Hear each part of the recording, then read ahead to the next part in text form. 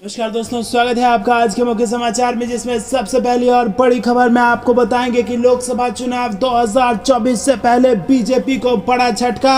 NDA के लिए बज गई खतरे की घंटी और सर्वे के नतीजों ने पैरों तले खिसका दी है। भाजपा की जमीन हार के क्लियर कट इंडिकेशन यहां पर मिल रहे हैं, जिससे बीजेपी की उड़ चुकी है नींद। इसी के साथ दूसरी खबर में आपको बताएंगे कि मोदी तेरे राज में मणिपुर जल गया आग में। दिल्ली विधानसभा में गूंजे ये नारे, बीजेपी के 6 नेताओं को सदन से निकाला गया। साथ ही साथ तीसरी खबर में आपको बताएंगे यूपी में इंडिया गठबंधन का जलवा, अखिलेश यादव के दावे से बड़ी हलचल, भाजपा का सूपड़ा साफ। चौथी खबर में जिक्र होगा कि राजस्थान में बीजेपी को नहीं मिल रहा मजबूत नेतृत्व, अंदरूनी कलह की खबरों के बीच दिल्ली में डेरा डाले बैठे हैं कई नेता।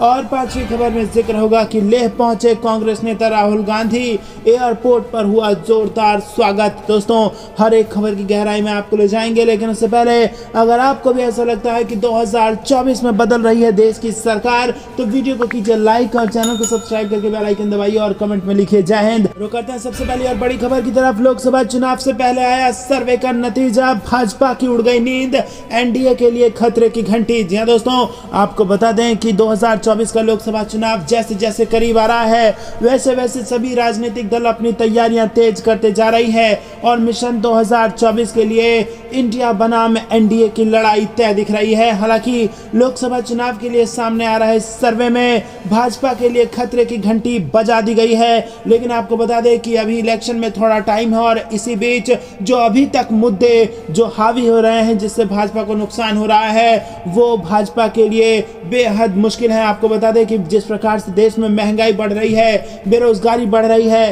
पेट्रोल डीजल के दाम अचानक से आसमान छूने लगे हैं और इसी के साथ मणिपुर में जिस प्रकार से सामाजिक सौहार्द बिगाड़ा गया, वैसे ही हरियाणा में जिस प्रकार से हिंसाएं हुई और कहीं ना कहीं कुछ इसी प्रकार की खबरें बाकी के चुनावी राज्यों से भी आ रही हैं, जहां पर सांप्रदायिक दंगों की खबरें सामने आ रही हैं। इन सब के बीच जनता ने इस वक्त जो सर्वे में अपना मैंडेट दिया है, उससे भाजपा की नींद उड़ सकती है। जी हां दोस्तों, आपको बता दें कि जबरदस्त सीटों में गिरावट नजर आई है भाजपा के, और अगर अभी 2024 का लोकसभा चुनाव करा दिया गया तो भाजपा को सत्ता से हाथ धोना पड़ जाएगा और इसका सबसे बड़ा कारण हो सकता है मणिपुर का मुद्दा। जी हां दोस्तों, मणिपुर का मुद्दा जो कि एक ऐसा मुद्दा है जिसके खिलाफ पूरा विपक्ष एकजुट होकर इंडिया गठबंधन बना चुका था और सदन में नो कॉन्फिडेंस मोशन भी लाया गया था कि प्रधानमंत्री मोदी की जिम्मेदारी यहां पर तय की जाए, जवाबदेही तय की जाए। लेकिन सदन में प्रधानमंत्री मोदी मणिपुर में ज्यादा कुछ कहने से बचे।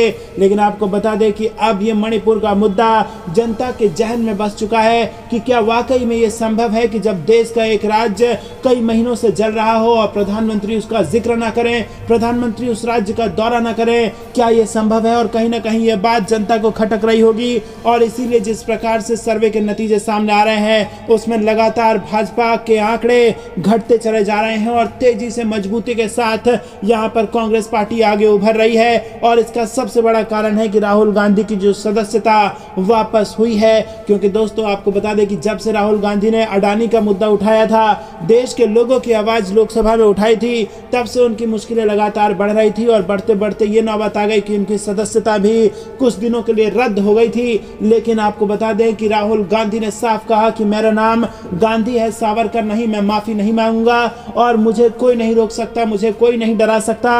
और इतना ही नहीं, उन्होंने पूरे भारत को जोड़ने के लिए भारत जोड़ो यात्रा की भी शुरुआत की। और उसके बाद जो कर्नाटक के चुनाव में नतीजा है, उसने कांग्रेस पार्टी का कॉन्फिडेंस बहुत ज्यादा बढ़ा दिया। और अब जब राहुल गांधी की सदन में वापसी हो चुकी है, सदस्यता वापस हो चुकी है और जब वो लोकसभा में दहाड़े भी हैं मणिपुर के मुद्दे को लेकर, जहां पर उन्होंने भारत माता की हत्या का आरोप भाजपा पर लगा दिया, उसके बाद राहुल गांधी को एक एग्रेसिव लीडर के रूप में भी लोग देखने लगे हैं। सॉफ्ट राहुल गांधी के साथ साथ अब एग्रेसिव राहुल गांधी भी लोगों को दिखने लगे हैं और यही कारण है कि कांग्रेस पार्टी का ग्राफ लगातार उछाल पर है। तो दोस्तों, किसकी बनेगी सरकार, पल पल की अपडेट आप तक पहुंचाते रहेंगे, लेकिन फिलहाल भाजपा और एनडीए के लिए खतरे की घंटी बज चुकी है। रुक करते हैं अगली ब्रेकिंग न्यूज की तरफ। मोदी तेरे राज में मणिपुर जल गया आग में, दिल्ली विधानसभा में गूंजा ये नारा, बीजेपी के 6 नेताओं को सदन से निकाला गया। जी हां दोस्तों, आपको बता दें कि दिल्ली विधानसभा विशेष सत्र के दूसरे दिन मणिपुर हिंसा पर चर्चा शुरू होते ही सदन अचानक मोदी तेरे राज में मणिपुर जल गया आग में के नारों से गूंज उठा। मणिपुर मसले पर चर्चा की शुरुआत होते ही आम आदमी पार्टी और बीजेपी के विधायक विधायकों के बीच जमकर हंगामा मच गया।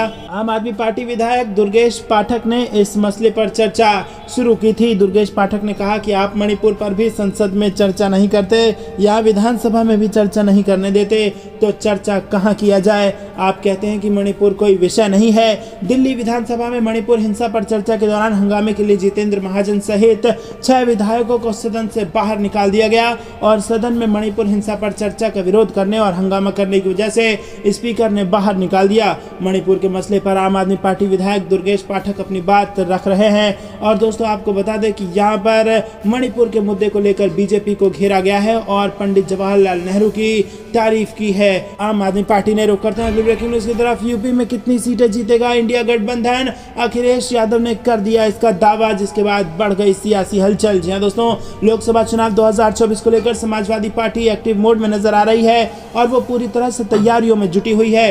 दोस्तों अगर आपको भी ऐसा लगता है कि उत्तर प्रदेश समेत पूरे देश में इंडिया गठबंधन को मिलेगी बम्पर जीत, तो वीडियो को लाइक अभी तक नहीं किया तो लाइक करके समर्थन जरूर दर्ज कराइए। आपको बता दें कि इसी क्रम में सपा मुखिया अखिलेश यादव जातिगत जनगणना और सामाजिक न्याय के मुद्दे पर लोक जागरण यात्रा निकाल रहे हैं। अखिलेश यादव ने लोक जागरण यात्रा की शुरुआत लखीमपुर खीरी से की है और वो गुरुवार को बांदा पहुंचे। इस दौरान उन्होंने ये भी बताया कि लोकसभा चुनाव 2024 में इंडिया गठबंधन और पीडीए मिलकर यूपी में कितनी सीटों पर जीत दर्ज करेगा। आपको बता दें कि अखिलेश यादव ने कहा कि इंडिया और पीडीए मिलकर 80 की 80 यूपी की सीटें जीतने जा रहा है और इसीलिए जीतने जा रहा है क्योंकि मिसाइल बनी नहीं, टैंक बने नहीं, पानी आया नहीं, अन्य जानवर गए नहीं, पलायन रुका नहीं, बड़े पैमाने पर बेरोजगारी है, सूखे में राहत मिल नहीं रही, बाढ़ में मदद मिल नहीं रही, कोई काम भाजपा ने पूरा नहीं किया। इसके अलावा अखिलेश यादव ने कहा कि कोई घर परिवार ऐसा नहीं है जिसने महाभारत ना पढ़ा हो या रामायण के बारे में ना जानते हो।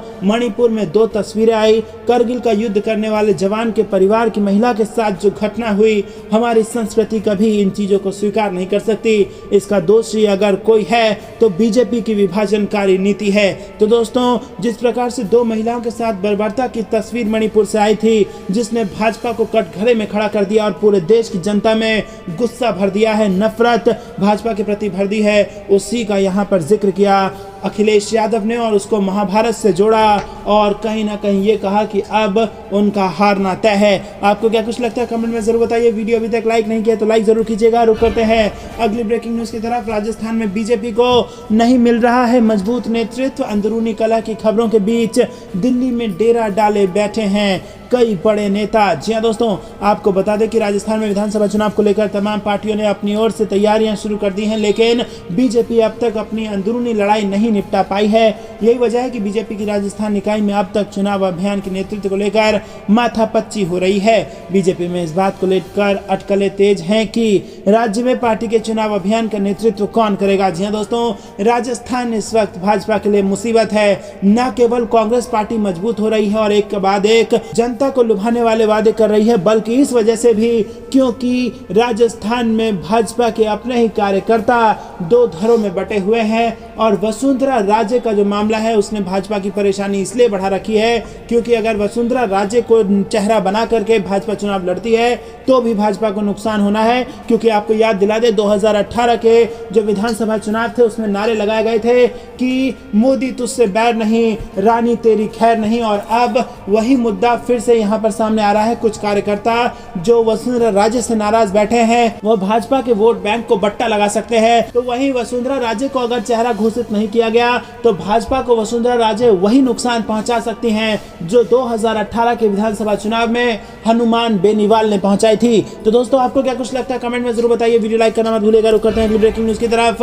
ले पहुंचे कांग्रेस नेता राहुल गांधी, एयरपोर्ट पर हुआ जोरदार स्वागत। जी हां दोस्तों, आपको बता दें कि कांग्रेस नेता राहुल गांधी गुरुवार को 2 दिवसीय दौरे पर लद्दाख पहुंचे। केंद्र शासित प्रदेश लेह एयरपोर्ट पर बड़ी संख्या में कांग्रेस समर्थकों ने उनका जोरदार स्वागत किया। राहुल गांधी लेह में कांग्रेस इकाई के नेताओं से मुलाकात किया उन्होंने और अपनी भारत जोड़ो यात्रा के दौरान पूर्व कांग्रेस अध्यक्ष लेह नहीं जा सके थे। उन्होंने लोकसभा में अविश्वास प्रस्ताव पर अपने भाषण के दौरान कहा था कि वो जल्द ही लेह का दौरा करेंगे। जी हां दोस्तों, आपको बता दें कि जब सदन में दहाड़ रहे थे राहुल गांधी तो भाजपा के किसी सांसद ने कहा कि आप भारत जोड़ो यात्रा के दौरान लेह लद्दाख क्यों नहीं गए, तो राहुल गांधी ने उसी वक्त उनको जवाब दिया था कि आप घबराइए मत, लद्दाख भी जाएंगे, अभी भारत जोड़ो यात्रा खत्म नहीं हुई है और भारत जोड़ो यात्रा 2.0 की भी शुरुआत होनी है। तो दोस्तों, सदन से राहुल गांधी ने इस बात का जिक्र कर दिया था कि वो वहां जाएंगे और लद्दाख वो पहुंचे भी हैं, जहां पर उनका जोरदार स्वागत हुआ है। और अब जब मध्य प्रदेश, राजस्थान, छत्तीसगढ़, हरियाणा सरीखे बड़े राज्यों में चुनाव चल रहे होंगे,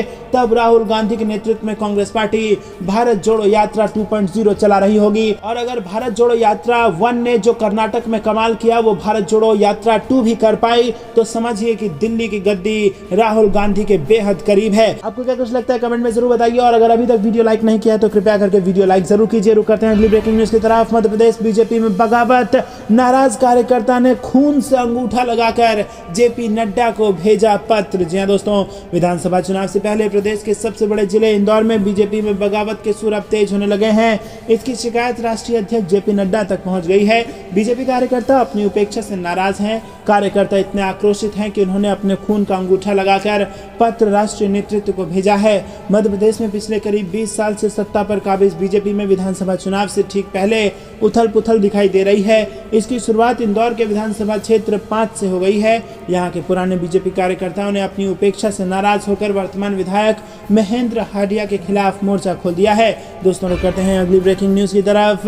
कमलनाथ का शिवराज सरकार पर हमला, कहा युवाओं को दिया धोखा, नौकरी देने का किया था झूठा वादा। जी हां दोस्तों, कांग्रेस की मध्य प्रदेश इकाई के प्रदेश अध्यक्ष और पूर्व मुख्यमंत्री कमलनाथ ने मुख्यमंत्री शिवराज सिंह चौहान पर बड़ा हमला बोलते हुए कहा कि उन्होंने पिछले साल स्वतंत्रता दिवस पर झूठी घोषणाएं की थी। राज्य में शिवराज सरकार 1 लाख युवाओं को नौकरी देने के वादे लगातार कर रही है। इस पर कांग्रेस के प्रदेश अध्यक्ष कमलनाथ ने पिछले साल स्वतंत्रता दिवस पर की गई घोषणा को याद दिलाते हुए ट्वीट किया, मुख्यमंत्री जी, आपने पिछले साल 15 अगस्त को वादा किया था कि 1 साल में 1 लाख सरकारी नौकरी प्रदान करेंगे। मुझे आशा थी कि स्वतंत्रता दिवस पर आप उन 1 लाख सरकारी नौकरियों का ब्यौरा मध्य प्रदेश की जनता के सामने देंगे। नौजवान अगले दिन भी प्रतीक्षा करते रहे। शायद व्यस्तता के चलते आप एक दिन बाद वो नौकरियां उनके सामने रखें, लेकिन नौकरियां दी होती तब तो आप बताते। रुक करते हैं अगली ब्रेकिंग न्यूज की तरफ। नेहरू मेमोरियल का नाम बदलने पर राहुल गांधी का बयान, बोली उनकी पहचान उनके कर्म हैं, उनका नाम नहीं। जी हाँ दोस्तों, आपको बता दें कि कांग्रेस नेता राहुल गांधी ने नेहरू मेमोरियल म्यूजियम का नाम बदलने पर अपनी प्रतिक्रिया दी है। गुरुवार को उन्होंने कहा कि नेहरू जी की पहचान उनके कर्म से है, उनका नाम नहीं। राहुल गांधी का बयान उनके लद्दाख के दौरे पर रवाना होने से पहले आया। स्वतंत्रता दिवस के मौके पर नई दिल्ली के 3 मूर्ति परिसर स्थित नेहरू मेमोरियल म्यूजियम का नाम बदलकर पीएम म्यूजियम एंड लाइब्रेरी कर दिया गया था। इस बारे में 15 जून 2023 को राजनाथ सिंह की अध्यक्षता में हुई बैठक में फैसला लिया गया था, जिसे स्वतंत्रता दिवस की पूर्व संध्या पर औपचारिक रूप दिया गया। राहुल गांधी 2 दिनों के लद्दाख दौरे पर के लिए निकल चुके हैं और वो दोपहर 1 बजे लेह पहुंचेंगे। दोस्तों, रुक करते हैं अगली ब्रेकिंग न्यूज की तरफ। कांग्रेस में बड़ा बदलाव, मोदी के खिलाफ चुनाव लड़ने वाले अजय राय को बनाया यूपी का अध्यक्ष। जी हां दोस्तों, लोकसभा चुनाव से पहले यूपी में कांग्रेस ने बड़ा बदलाव कर दिया है। वाराणसी में पीएम नरेंद्र मोदी के खिलाफ चुनाव लड़ने वाले अजय राय को यूपी का अध्यक्ष बना दिया गया है। अजय राय वाराणसी की पिंडरा सीट से विधायक भी रहे हैं और कांग्रेस के जनरल सेक्रेटरी वेणुगोपाल ने अजय राय की नियुक्ति का लेटर जारी किया है। अभी तक यूपी की कमान बृजलाल खाबरी के हाथों में थी। अजय राय 2012 में कांग्रेस में शामिल हुए थे और इसी के बाद 2014 और 19 में वाराणसी से नरेंद्र मोदी के खिलाफ कांग्रेस ने प्रत्याशी बनाया था। इसी दौरान 17 और 22 में अजय राय को वाराणसी के पिंडरा से भी टिकट दिया गया था। रुक करते हैं अगली ब्रेकिंग न्यूज की तरफ। बीजेपी पर बरसे मल्लिकार्जुन खड़गे, बोले सच कहने वालों को पीटा और जेल भेजा जा रहा है। जी हां दोस्तों, कांग्रेस अध्यक्ष मल्लिकार्जुन खड़गे ने बीजेपी पर निशाना साधा है। दिल्ली के तालकटोरा स्टेडियम में महिला कांग्रेस कार्यकर्ताओं को संबोधित करते हुए मल्लिकार्जुन खड़गे ने मणिपुर मुद्दे पर पीएम मोदी को भी घेरा और खड़गे ने कहा कि मणिपुर जल रहा है, लेकिन पीएम मोदी शांत रहे और सच बोलने वाले लोगों को जेल में डाला जा रहा है। तो दोस्तों, यहां पर गंभीर आरोप लगाया है कांग्रेस पार्टी के अध्यक्ष मल्लिकार्जुन खड़गे ने भाजपा के ऊपर। देश भर में दंगे हो रहे हैं, हमने प्रधानमंत्री से मणिपुर में हो रहे अत्याचारों के बारे में बोलने का अनुरोध किया, लेकिन अविश्वास प्रस्ताव लाने के बाद ही वो कुछ बोले। मणिपुर कई लोगों की जान यहां पर चली गई, कई घर जला दिए गए, हजारों लोग विस्थापित हुए, फिर भी पीएम ने कुछ नहीं बोला। ये बयान दिया है मल्लिकार्जुन खड़गे ने। आपको क्या कुछ लगता है कमेंट में बताइए। रुक करते हैं अगली ब्रेकिंग न्यूज की तरफ। अरविंद केजरीवाल ने चीन से जंग पर की नेहरू की तारीफ, पीएम मोदी पर कर दिया तीखा वार। जी हां दोस्तों, आपको बता दें कि मणिपुर पर चर्चा को लेकर सदन में जमकर हंगामा हुआ। नारेबाजी कर रहे भाजपा के 4 विधायकों को मार्शल आउट कर दिया गया और अन्य ने विरोध जाहिर करते हुए वॉकआउट किया। दिल्ली के सीएम ने यह कहकर भाजपा पर निशाना साधा कि ये लोग कह रहे हैं कि मणिपुर कोई मुद्दा नहीं है, केजरीवाल ने कहा कि भाजपा के सभी नेता और पीएम मोदी भी यही संदेश दे रहे हैं कि उनका मणिपुर से कोई लेना देना नहीं है। आम आदमी पार्टी के संयोजक ने कहा कि वहां लंबे समय तक हिंसा होती रही, लेकिन पीएम मोदी ने एक ट्वीट तक नहीं किया। केजरीवाल ने कहा कि जब भी देश पर कोई आपदा आई, पीएम मोदी ने चुप्पी साध ली। उन्होंने कहा कि महिला पहलवानों ने जब कुश्ती महासंघ के अध्यक्ष बृजभूषण सिंह पर आरोप लगाए, तब भी पीएम ने कुछ नहीं कहा।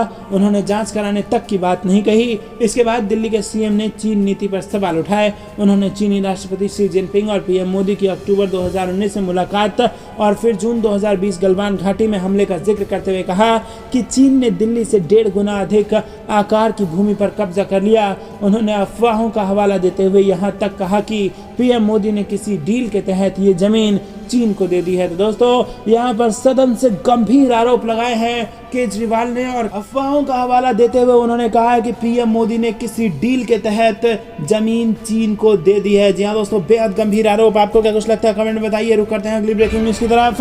खड़गे ने महिला कांग्रेस ब्लॉक अध्यक्षों पदाधिकारियों को किया संबोधित। पार्टी ने लोकतंत्र संविधान को बचाया है। जी हाँ दोस्तों, आपको बता दें कि कांग्रेस अध्यक्ष मल्लिकार्जुन खड़गे ने गुरुवार को दिल्ली के तालकटोरा स्टेडियम में महिला कांग्रेस ब्लॉक के अध्यक्षों और पदाधिकारियों को संबोधित किया। उन्होंने कहा कि इंदिरा जी और राजीव जी ने देश को एकजुट रखने के लिए अपने प्राणों का बलिदान दिया।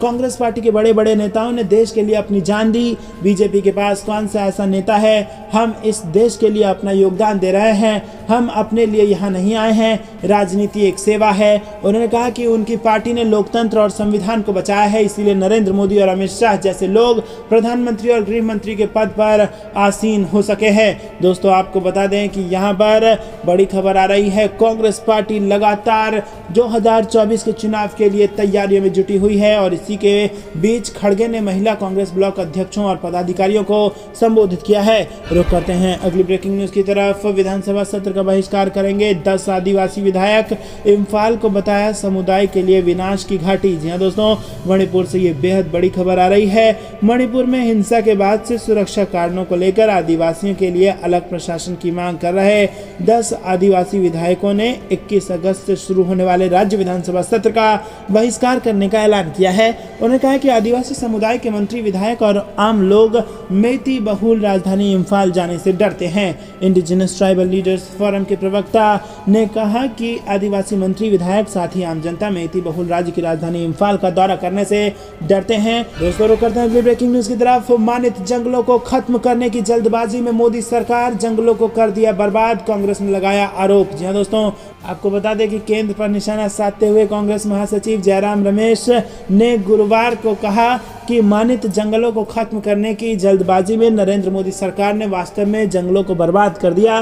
कांग्रेस नेता ने एक ट्वीट में कहा, संसद द्वारा पिछले सप्ताह वन संरक्षण अधिनियम 1980 में खतरनाक संशोधन पारित करने के बाद उड़ीसा सरकार ने तुरंत आदेश पारित कर दिया कि मानित वनों को अब वन नहीं माना जाएगा। रुक करते हैं अगली ब्रेकिंग न्यूज की तरफ। बिल्किस बानो केस में सुप्रीम कोर्ट नाराज, गुजरात सरकार से दोषियों की रिहाई पर उठाए गंभीर सवाल। जी हाँ दोस्तों, आपको बता दें कि बिल्किस बानो केस में दोषियों की रिहाई पर सुप्रीम कोर्ट ने सवाल उठाए हैं और कोर्ट ने पूछा है कि इन दोषियों को मौत की सजा के बाद वाला दंड यानी उम्र कैद मिली थी, ऐसे में वो 14 साल की सजा काटकर कैसे रिहा हुए।